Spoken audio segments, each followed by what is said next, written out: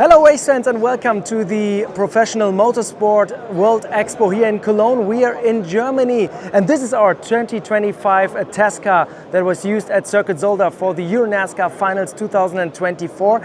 And we want to take this opportunity to show you the car of the NASCAR Euro Series. So come with me and we look at the special details that make this car so unique and why it's producing the best touring car action in Europe. Drivers, start your engine!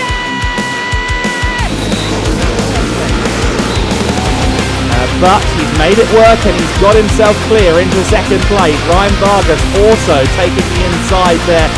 Yeah, still a long way to go for Ryan Vargas to try and make up a few places to get maybe towards the top 10. He's going to have to do some work to get there though, being a good 3 or 4 seconds back from Ulysse Del So at this stage. Of course, again, with the big queue forming, He leads them off as we go back to green flag action once again. I think a little bit of a tap there from Lasser to the rear of Hazeman as they go running through the first corner. Erkeli clinging on around the outside line. He's still side by side with Hazeman as they run through Druids Bend.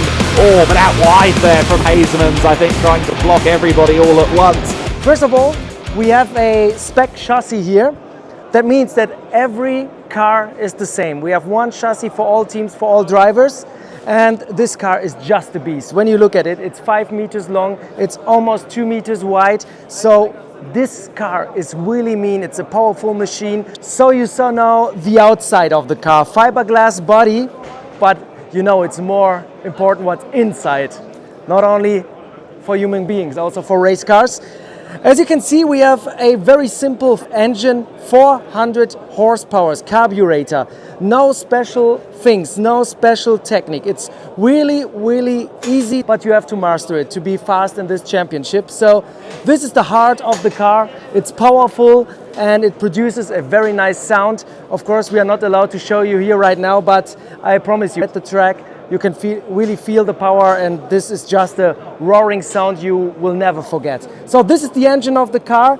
Another very important part of a race car are the tires. We have Hoosier racing tires that are manufactured just for our championship. So we have a special tire here that is used in the NASCAR Euro Series.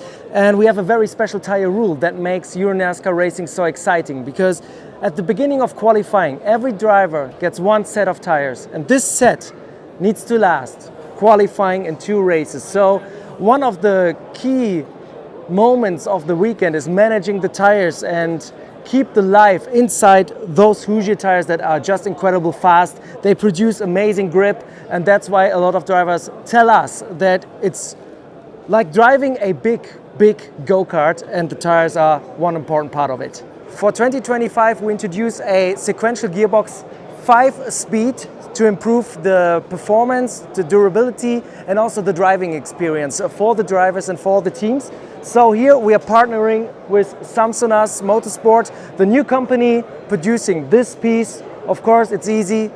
Pulling is shifting up, pushing is shifting down. But let's take a look inside the car. I hope you're ready for a little bit of acrobatic lessons right now, because of course it's a NASCAR car, important NASCAR car. There's no door, so you have to climb inside the car. Oh, that was easier than expected. And you have to go in here. Somehow like this. It was maybe not the most professional way to get inside the car, but I'm in here. I keep the steering wheel off right now, but when I'm taking a look right now, you see 0 electronics. These cars have 0 electronic driving aids, and it's also very easy. You have some switches and buttons to start the car or to activate the rain light or something like this, but that's it. You have no information, just the necessary stuff. Like I told before, you have to pull to move it up 1 gear, you have to push to shift down, that's it. It's not that easy like in other race cars. It's still a challenge for the drivers because you still have to lift, you can use the clutch. The best driver will still make the difference, because this is a gearbox designed to benefit the best driver on the grid. So this is going to be fun for sure. The balance of the car should improve. We've heard very positive things about the first test. So let's see what's happening in 2025 when we see the first race with this gearbox. Of course, we still have here steering wheel, no buttons by the way, because you don't need them in EuroNASCAR. The only thing, a communication button to talk to your spotter or to your team boss about the race. But as you see, you cannot change anything. The only thing you can change is the brake balance, and that's it. Something the US NASCAR doesn't have, we have a pit limiter here, so you can activate it to be inside the mandatory speed for pit stops, but also during full course yellows that we have in Europe and that they don't have in the US, and therefore we have a pit limiter. Other than that, yeah, that's a EuroNASCAR race car. So I talked about the car, but there's one man knowing way more than I do about the technical parts of NASCAR Euro Series. Joe Balash, our technical and sporting director, thank you so much for joining me. I already explained the basics of the car, the technical basic stuff, but you saw already this piece in action and you know way more stuff. So what's going to change in the 2025 season? Yes, for the 2025 season, the new evolution of the car has an option with a sequential shifter transmission. We've been testing this gearbox a number of times this year. We've had it in competition at one of our events. We've had it at private test sessions, and we've come up with a great alternative to what we've had in the past. This sequential shifter transmission is a 5-speed versus our 4-speed. And the difference is between having an H pattern that you're shifting and going straight forward or straight back, going up or down through the gears. It'll help our teams with their maintenance costs. Unfortunately, from time to time with an H pattern shifter, there's the lost shift where you put it in the wrong gear and it hurts the internal components. You don't have that with this type of mechanism with a sequential shifter. All right, and what about the racing? Do you think it's going to be improved because you have one more gear and more options to get in the right rev range? Yes, so we've tested different gear ratios in our different tests to make sure we optimize where the gears are in all 5 of the speeds going forward. What we're basically seeing is that the teams will shift into 5th gear at about the same time they shifted into 4th gear. Okay, so the high end will be about the same. But when you're in the more technical parts of the race, on the circuit where you have tight S's and maybe some slower speeds, the drivers will have options between 2, 3, or 4th gear, which is different RPM ranges, different torques.